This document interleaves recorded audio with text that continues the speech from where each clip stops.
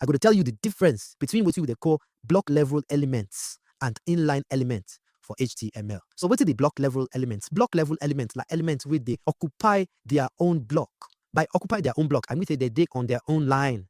For instance, all of these tags and elements we don't use, all of them are block elements because see this heading, you dig your own line. Say this paragraph, you dig your own line. If you add another paragraph inside this paragraph tag, you know, will stay inside that line. It will create its own line. Now, why would they call them block level elements? Because they occupy their own blocks. The opposite of block level elements are inline elements. Inline elements more they form their own block.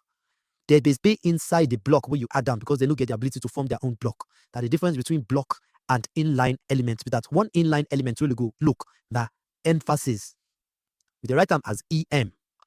And you write up inside an existing block because again there will be block level element on yourself, but if you use that modify text where you don't write inside one block. For instance, inside this paragraph element, let's say I want highlight one word, I go use this emphasis, wrap them around the word where I want emphasize, and it go change down inside the block. We'll say it go create new block.